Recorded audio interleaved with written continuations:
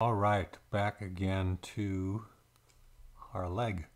Okay, this is the fun part. We actually get to put bones in here and see what this thing does when it bends. Okay, so I just kind of left this where it was at the end of the last one. A couple things you need to do when you get started. You want to delete the history on this guy. Okay, so click this little button. Okay, that's in the poly modeling shelf. Okay, and then you also want to just freeze the transforms. That just zeroes out all this stuff. Okay, and you want to do that because you really can't go backwards once you bind this thing to start modifying, things you did in the past, other than just doing, new modifications on the geometry, which are fine to do. Okay, so this is a bone chain. Okay, this is what you're going to be creating, or what I'm going to be creating, and you're going to eventually be creating. And you'll see it has little round shapes here and then a triangle that points in the direction of the next bone. So each one of these is essentially considered a bone or a skeleton or a joint. The round part is the part that actually would move, and all you really do with these guys is rotate them. Okay, you can move the whole chain by grabbing the top one, and this top one is called the root. Okay, the root always is where you want to join this thing to the body of your insect, your spider, whatever you're going to be doing.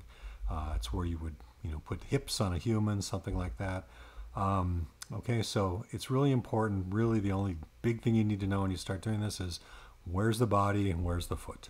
Okay, so this is my body up here, so I'm going to go to the rigging menu, which is this guy right up here. And in here you'll see something called skeleton and create joints.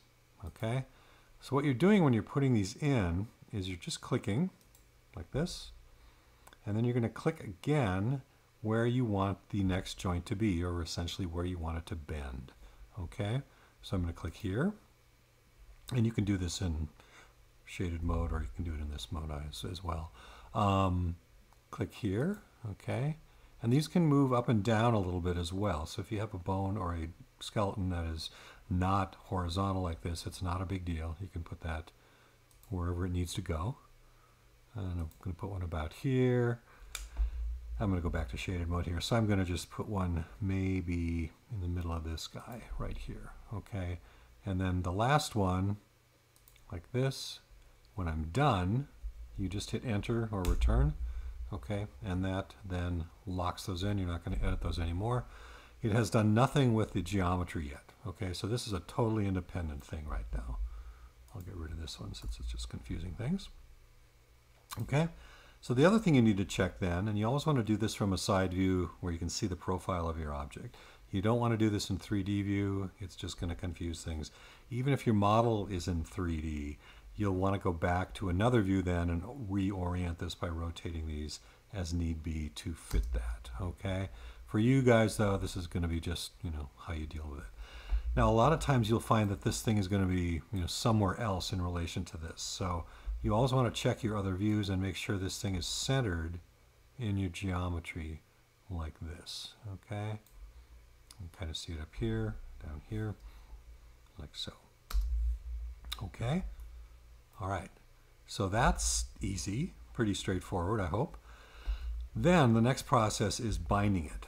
Okay, so what you do to deal with that is you want to pick the root, which is again this guy, and if you kind of see here, you can pick these guys and not pick the root. Okay, but if you do that, this is what happens when you try and move things. Okay, so the root selects the entire chain. Okay, and it's the very top one here in your hierarchy, and if you look in the outliner here, you can see what's going on here. Okay, so each of these represents one of these joints, and there's the very tail little ball end down there, and this is the top one. Okay, and this is the root. Okay, so I've got one that's a little off kilter here. I'm not going to worry too much about that. To bind it, it's really simple. You click on this, and then you just hold down Shift, click on your geometry. Okay, and you can also do it in here. I would use the Command key in here to pick that if you know what it is. Same thing. And again, by picking that top one, it's picking all the joints. Okay, then you go up to skin, the skin menu, and again, you've got to be in rigging to see this, skin, and you're going to go to interactive bind skin. Okay, if you don't want to mess with anything, you can just click bind skin, and then you kind of take what you get. But interactive bind skin allows you to decide how much each joint is going to influence the vertexes of the geometry it's being associated with. Okay, so that'll make sense in a second. So you click this, like so, and you get this pretty colored thing, okay, going on. So this capsule is a representation of the hot and cold spots here of the geometry that this bone, the one that's selected here, is going to influence, okay? These things you can move around, okay? So if you click and drag this, you can see I'm giving less influence to where this little bone is overlapping here, and I can give more or less as I go. And what I'm going to try and do is kind of isolate these guys so they don't move into the next part of the geometry. Again, if I hit the 4 key here, I can kind of see where this one ends and this one ends and this one ends. So what I want is to move these guys around to try and make this thing reasonably red, okay, like this. You can use the shift key to flatten these things, okay, without changing other parts of it, like this, okay, like so, okay. And each one of these, you know, is basically controlling a different end. You have the tips, the middle, and then the end, like so, okay. So it's pretty, you know, it's not rocket science, but it is really handy to be able to do things like this. So I'm just going to go like this, give that a good chunk of this. So this yellow means it's going to influence it, okay? If you start doing things like this, you'll see this. And what that means is this is being excluded, these vertexes up here, and they're pulling into the next bone, okay? You don't want that, okay? So you want this. You want this to be looking like it did before you put this on. So the way you choose the next one to look at is you use the up and down arrow keys on your keyboard, okay? And after a second, that'll generate itself, okay? And if you kind of lose this by hitting like the W key here, you can click on the tool here, or you can go back to Skin, Interactive Bind Skin tool, and that'll pick that again, okay? So you don't need to, you know, freak out if you lose the little colored thing. It's still there. He's okay. Okay, and you can also see you can move this thing around physically. You can rotate it. Okay, it kind of all just depends on your geometry, okay, what it actually looks like. So I'm not going to mess with this a whole lot. I'm just going to kind of isolate these so they surround the geometry that the bone actually encompasses. And I'll just kind of move down the line here. Mostly I'm just widening these a little bit to give them a little bit more room like that. Okay. And what I'm looking to avoid here is try to keep this from getting too funky when it actually bends, so it doesn't start to influence something that's not close to it and deform it. Because essentially this is a series of deformers that's taking on this geometry, and it's going to manipulate it accordingly. Doing that. So you can see you can taper these by grabbing the line associated with it on these little capsule ends, like so. So if you want to really focus in on that, so it just controls that area, you can drag this left and right to do that. But again, watch out if it starts distorting stuff. That's not good. Okay, pop that one down to here. Again, I want that to be all or mostly red here. Go a little bit more.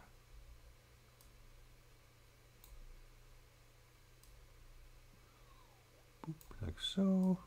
Try that. I don't want to go full Monty on that. I'm going to leave it kind of like that. It should be okay, but we'll see when we try to actually bend it. And this guy is probably fine as is. I can just pull that out a little bit. Warm that up a bit, like that. Okay. Okay, so when you're done, you just basically click away or get another tool. Just the W key here. And then I can actually see what this does. Okay, so if I click the top bone here, hit the E key, Again, you only rotate these guys, so that's connected, and that's good. That's what I want, like so. And then I'm going to move by using the arrow keys. That's what I tend to do. You can also click these, okay? You can also try to click these in here. It's a little trickier, but you can do it. And just pull this down, and you'll see how that is bending really nicely in here, not getting a little distortion on this, which is what I tried to avoid. Okay, I'm going to move this one. I guess I'll just move this up. And that's overlapping pretty nicely there. It's kind of weird, but it's, if you look up close here, it's clean, okay? And what you don't want is to have this thing starting to spike out and do some odd stuff, okay? That's actually folding in almost like your elbow, the inside of your elbow would kind of lap onto itself, which is pretty sweet, okay?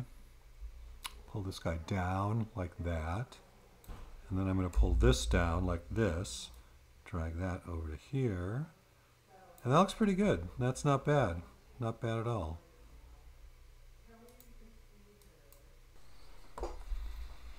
Okay, so you can kind of see how that works. It's actually, you know, it's pretty simple to set up. The trickiest part is really getting those little guys to do what you want. The interactive capsules takes a little bit of finesse to noodle with those, but you see how you can pretty much tune this thing however you like. Okay, and if we look at that in our 3D view, it looks fine. Okay, it's not doing anything too funky. Okay, everything is holding up pretty well there, geometry wise. And if we wanted to move this around, we just click on this guy, hit the W key, and that whole thing is going to move this. Okay, so you really aren't noodling with your geometry to move it now. You're using the bones to do that. It's like your skeleton in your skin. You can't really disassociate your skin from your skeleton. The skeleton is controlling what your skin does, along with the muscles inside it, okay? And that's the same principle at play here, okay? You can take the root here and rotate it, okay? And you can scale these things, okay? So if you, if you do, decide to move something, or you want to change the position of this, you can scale the bones laterally, not like this way. That's just going to get bad stuff happening. Okay, but you can do that, okay? Which is why you could go ahead and use these things multiple times in your spider without, by just modifying how they look, the scale of them overall. You can get, the whole thing to do something. Now, if you look at this, if you try and scale the whole guy like this, it's not going to work, okay? To do that, you would really need to group this to itself, Command G, and then move that pivot where you want it to be, okay? Again, the D key here, and you would probably want to put it right where that bone is. When you do that, you can use the group then to scale the whole thing uniformly. Okay, so that's another option for, kind of moving your stuff around. And in the next video, I'm going to show you how to do a mechanical version of this, where you don't have a single leg, but you have a bunch of parts put together, and then show you how you can attach bones to that without deforming them, so they're going to rotate differently. And following that, I'll show you how to duplicate this guy, so you can then use it, with the body of your spider to create multiple copies of it and mirror it to the other side and things like that. Okay, so that's it for this guy. Hope that makes sense. You can always run it again if it doesn't, but it's really pretty straightforward once you get the hang of where stuff is and how to control the influence areas on that stuff. All right.